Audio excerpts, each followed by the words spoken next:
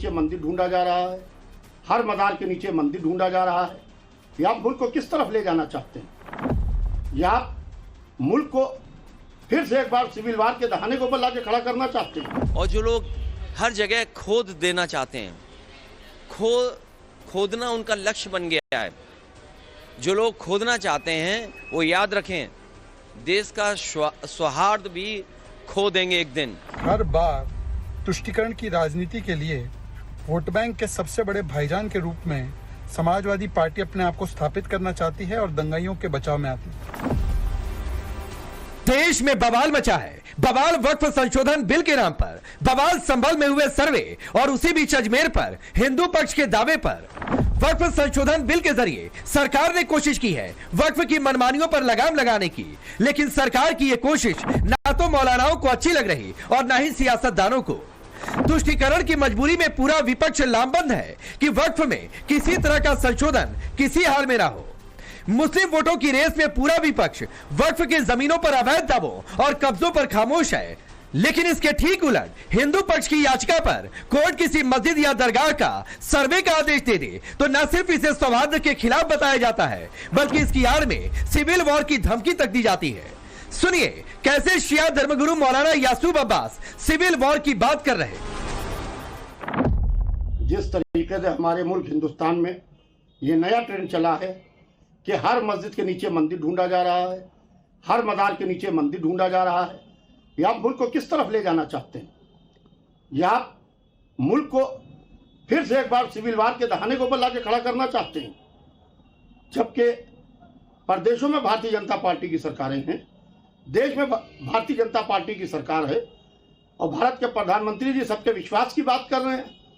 जो खड़ा हुआ वो अदालत में चला गया, निचली अदालत में, और अपने हक में फैसला करा के ले आया और पूरी तरीके से मुल्क को तबाही के और बर्बादी के दहाने को बला के खड़ा किया जा रहा है। मौलाना देश को सिविल वॉर के मुहाने पर बता रहे तो सपा के मुखिया अखिलेश यादव को देश का सौहार्द खतरे में दिख रहा। संभल हिंसा के बाद संभल जाने में सपा का डेलीगेशन फेल हुआ तो अखिलेश ने संसद में जमकर भड़ास निकाली।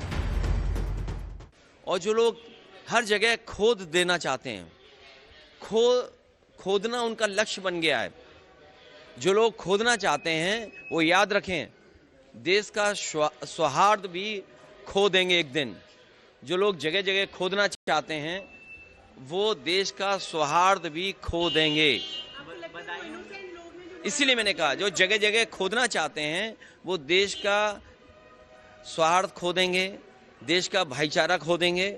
और ये सोची समझी रणनीति है जिसके तहत भारतीय जनता पार्टी इस तरह का काम जगह जगह पर कर रही है। संभल जो इसलिए जाना जाता था कि भाईचारे के साथ वहाँ रहते हैं लोग, वहाँ अभी से नहीं सदियों पुराना भाईचारा हजारों साल से इसी तरह रहते आए हैं। लेकिन अचानक ये जो घटना हुई है ये सोची समझी रणनीति के तहत वेल प्लान्ड हुआ है और वहाँ के भाईचारे को गोली मारने का काम हुआ है।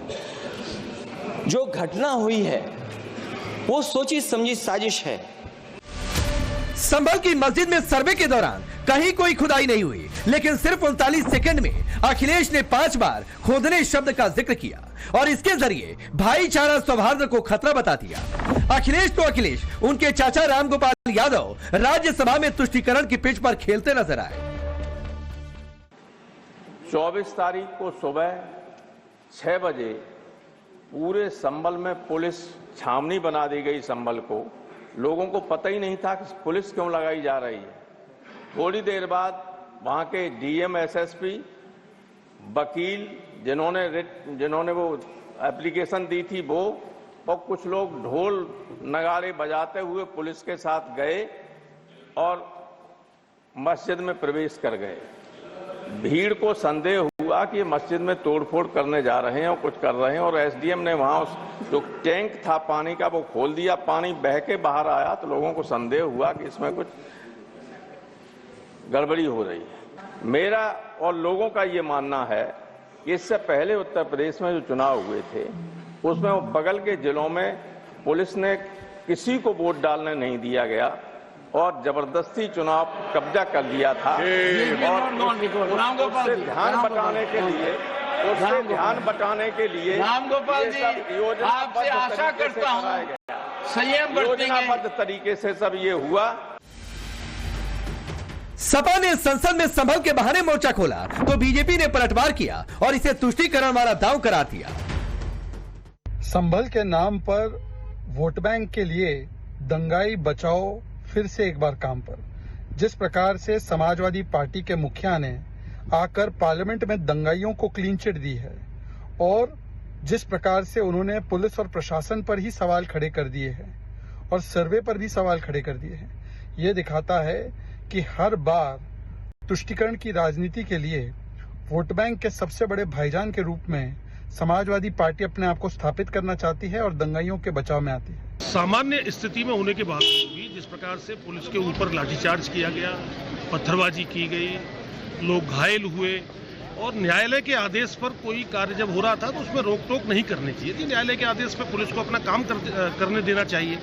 अखिलेश जी आज सदन में बोले हैं और अच्छा लगता बांग्लादेश के ऊपर भी बोलते। सपा के बाद आवाज कांग्रेस की ओर से भी उठी। कांग्रेस नेता प्रमोद तिवारी ने वर्शिप एक्ट का हवाला देते हुए संभल को बीजेपी की अखिल भारतीय सोची समझी साजिश करार दिया। आज इस मुद्दे पर हमने ये कहा कि जो वर्शिप एक्ट है, प्लेस ऑफ वर्शिप एक्ट का उल्लंघन है। हमारा स्टैंड बहुत क्लियर है। ये चाहे मणिपुर का मुद्दा हो, चाहे संभल का मुद्दा हो, चाहे अडानी का मुद्दा हो, सभी महत्वपूर्ण है अपनी जगह। सबका अपना अलग महत्व है।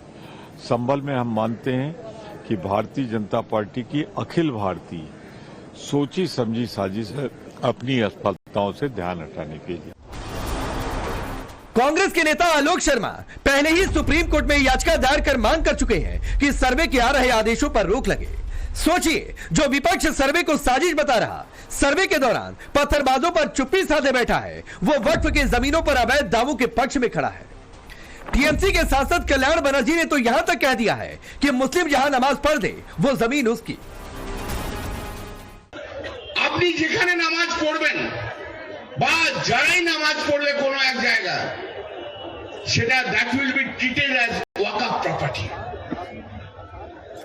যে কোনো একটা জায়গায় যদি 20 জন 25 জন 15 জন 5 জন রেগুলারলি নামাজ পড়ে, সেটা ওয়াকফ প্রপার্টি বলে ট্রিট করা হবে।